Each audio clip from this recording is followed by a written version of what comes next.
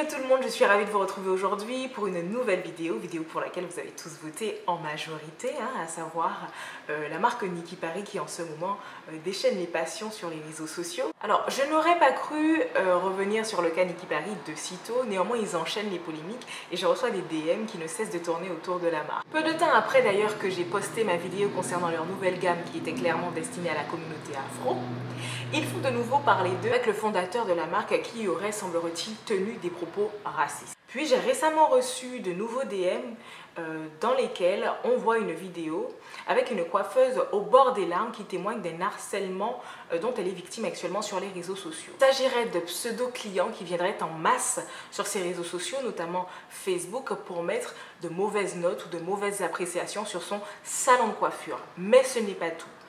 Il semblerait que tout cet harcèlement a commencé après que celle-ci ait publié un article concernant la marque Niki Paris mettant en garde sa clientèle contre ces produits qui seraient, semblerait-il, néfastes pour les cheveux, notamment la santé. Elle soupçonne donc la marque d'être à l'origine de cet harcèlement. Et alors que des candidats de télé-réalité comme Martika ou encore Jazz continuent de faire la promotion de la marque Niki Paris, des clients de la marque, des anciens clients de la marque, éventuellement, commencent à témoigner en masse sur les réseaux sociaux, notamment sur Twitter, de mauvaises expériences qu'elles auraient eues avec la marque. Chute de cheveux, démangeaisons ou irritation du cuir chevelu. Cela me rappelle d'ailleurs la fameuse polémique qu'il y avait autour de Deva Curl récemment.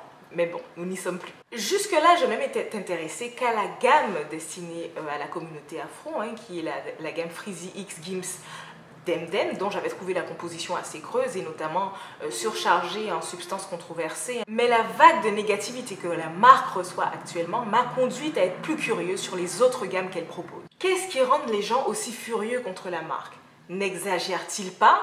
Surtout quand on sait que les marques comme Head & Shoulders ou encore Schwarzkopf font usage plus ou moins des mêmes substances que l'on peut retrouver chez Niki Paris. En effet, on y retrouve également chez ces marques-là pas mal de substances controversées, notamment allergisantes, et pour autant on ne fait pas autant de polémiques ou encore de scandales. Alors, qu'est-ce qu'il y a comme différence entre ces marques-là? Pourquoi l'une fait plus polémique que d'autres? Alors, premièrement, Niki Paris est une marque qui s'expose énormément sur les réseaux sociaux et notamment qui associe son nom à des candidats de télé-réalité qui n'ont pas toujours une bonne réputation. Surtout que les candidats de télé-réalité, ou du moins certains qui ont fait la promotion de cette marque, ont fait pas mal de gaffes.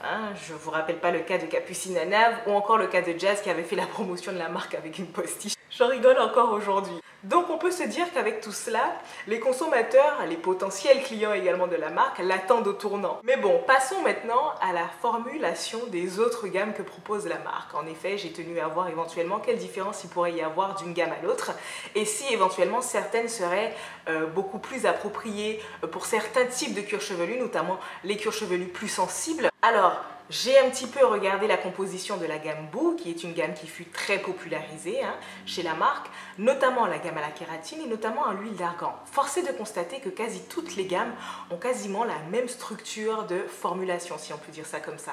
Globalement, on y retrouve les mêmes substances d'une gamme à l'autre et ce qui va faire la différence serait éventuellement l'ajout des actifs qui font, on va dire, une petite différence. Ainsi, cela permet à la marque de mettre sur son packaging, par exemple, gamme à l'huile d'argan ou encore gamme à l'huile de ricin ou encore gamme au coco. Mais pour autant, la construction de la formule reste la même. C'est-à-dire que dans le shampoing, on va y retrouver des sulfates, pas mal de substances controversées, des quats, des substances pétrochimiques, notamment des substances allergisantes comme le méthylisothiazolinone, qui je le rappelle est interdit chez les enfants d'un certain âge. Et on a également du benztrimonium chloride et du cn-trimonium chloride que l'on peut retrouver dans les masques qui sont supposés rester un certain temps posés sur les cheveux. Mais alors, qu'est-ce qui pourrait provoquer autant de démangeaisons ou encore d'irritation au niveau du cuir chevelu chez certains sujets? Bien tout simplement, ce sont certaines substances allergisantes que comportent comporte les produits Niki Paris, dont j'avais fait mention d'ailleurs dans ma précédente vidéo qui en parlait. En effet, il comporte des substances allergènes comme le cinnamol, le linalol, le citronellol, etc. mais qui sont associées à d'autres substances allergisantes avérées qui, elles, se retrouvent carrément en début des listes, soit le BN-trimonium chloride ou encore le CN-trimonium chloride.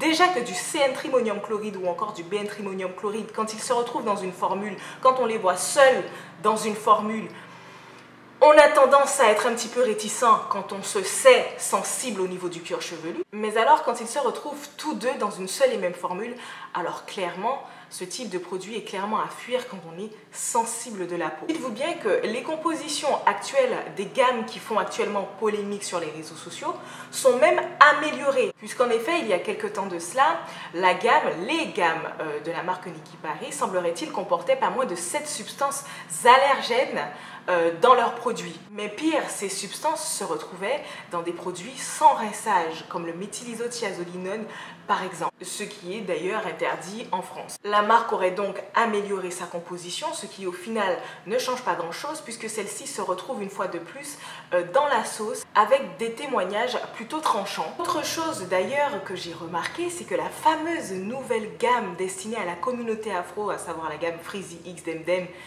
Gims et compagnie, la formulation n'est pas bien différente non plus que les gammes qui sont destinées aux cheveux de type caucasien. On y retrouve encore une fois la même structure, c'est-à-dire on a du sulfate, puis ensuite du déméthicone, puis ensuite des quats, puis au bas de la liste, un soupçon d'actif afin de pouvoir mettre en gros titre l'ingrédient qu'ils choisissent de mettre en avant et notamment la communauté qu'ils ciblent. Bon, clairement, des femmes noires ont fait usage de ces produits puisqu'elles en ont fait le témoignage, négatif ou positif. Néanmoins, la question que je me pose, c'est comment vous faites pour acheter des produits avec des formules aussi creux à un tel tarif, qui sont celui de 60 €, voire plus pour 2 produits, ce qui équivaut à peu près à 30 € par produit. Et quand il s'agit de consommer Blackout, des produits de qualité avec des tarifs même moindres, on crie aux produits trop chers.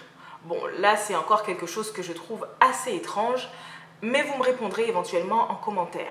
Comment expliquer ce retournement de situation? C'est-à-dire que cette gamme au départ avait plutôt des avis positifs ou parfois même des avis assez mitigés, mais on n'était pas encore dans cet élan en fait de négativité. Comme je vous le dis souvent, eh bien c'est le temps.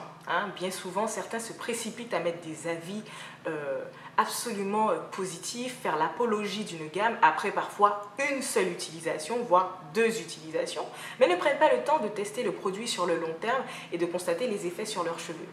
Bien entendu, quand les effets négatifs arrivent, ça arrive quelques temps plus tard et parfois même certains ont bien honte de revenir et de dire que bon, finalement ils s'étaient trompés. Le fait est que la gamme Niki Paris soit une gamme qui est assez dépréciée, qui a mauvaise réputation, c'est quand même une aubaine et une occasion pour toutes ces personnes, notamment, qui avaient mal jugé le produit au départ, de revenir sur le sujet et de dire, bon, finalement, les produits ne sont pas si top que ça, puisque mon cuir chevelu a des démangeaisons ou encore des pellicules, mes cheveux tombent, etc. D'où le fait que parfois, quand je parle d'un produit et que je me base surtout sur des faits, à savoir la composition du produit, et donc parfois ça ne me surprend même pas quand il y a des retours négatifs concernant le produit, rien qu'en regardant la formule, je passe outre les personnes qui essaieraient éventuellement de me contredire ou encore de décrédibiliser ce que je dis en me parlant de leur expérience. Car bien souvent, quand elles ont une bonne expérience avec un produit, on ne sait pas comment ils l'ont utilisé, on ne sait pas combien de temps ils l'ont utilisé.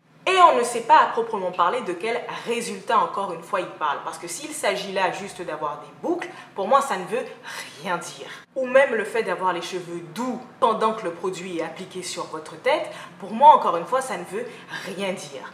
Tout produit glissant, surtout quand il y a une tonne de silicone dedans, quand on a les cheveux encore humides, rend les cheveux doux. Le plus important, c'est de constater les effets, en tout cas, après l'utilisation des produits. Sur le long terme, au courant de la journée, au courant des semaines, des heures, comment les cheveux réagissent. On en vient d'ailleurs au fait que ce n'est pas parce qu'un influenceur influent, si on peut dire ça comme ça, fait la promotion d'un produit que c'est forcément un bon produit. Au même titre que ce n'est pas parce qu'une marque est constamment dans votre fil d'actu ou est très popularisée que c'est forcément une bonne marque. Vous pouvez d'ailleurs avoir des marques d'excellente qualité avec de très bonnes compositions qui, elles, sont dans l'ombre ou qui limite sont prêtes à fermer boutique parce que tout simplement la communication n'est pas aussi trash que toutes ces marques qui justement, ayant des compositions pas terribles, mais ils ont quand même une bonne façon de communiquer derrière. Ils font appel à des influenceurs qui payent quand même un certain prix, qui peuvent carrément mettre au point un scénario pour vous vendre éventuellement ces fameux produits. D'où le fait que l'on comprend pourquoi certains influenceurs sont très cher payés. Certains allant même jusqu'à couper leurs cheveux pour pouvoir faire la promotion de certains produits, notamment des compléments alimentaires. Étant donné qu'il est très facile de faire un avant-après quand on a coupé ses cheveux, puisqu'ils repoussent assez rapidement généralement, et donc du coup c'est facile d'introduire un complément alimentaire en même temps qu'on introduit une coupe de cheveux et boum, ça y est, un complément alimentaire à base de sucre fait pousser les cheveux. Donc c'est à toutes ces choses auxquelles le consommateur doit être vigilant et attentif pour éviter bien évidemment de consommer certaines choses qui pourraient le décevoir à la fin. Car quand bien même vous viendriez manifester éventuellement des effets négatifs concernant un produit, la marque aura toujours le dessus dans l'histoire parce qu'au final, elle ne vous a obligé en rien à acheter ces produits. Vous avez sorti votre carte de crédit en votre âme et conscience. Ce qui me rappelle d'ailleurs des personnes qui étaient carrément venues m'agresser en dessous de certaines vidéos dans lesquelles je mettais en garde ma communauté contre soit leur composition ou même leur dangerosité sur la santé, comme par exemple Apétamine. Le temps a tout simplement confirmé mes propos parce qu'en plus je ne m'étais basée sur des faits. Et on a vu des vidéos de youtubeurs qui parlaient de leur mauvaise expérience avec Apétamine. Sans compter ceux qui ont dû en avoir des effets secondaires et qui ne sont même pas conscients que cela découle de la prise de ce fameux sirop. Mais enfin bon, une fois de plus, je vous invite à être vigilant et surtout à prendre soin de vous afin d'éviter d'avoir des effets néfastes sur votre santé ou même encore sur vos cheveux.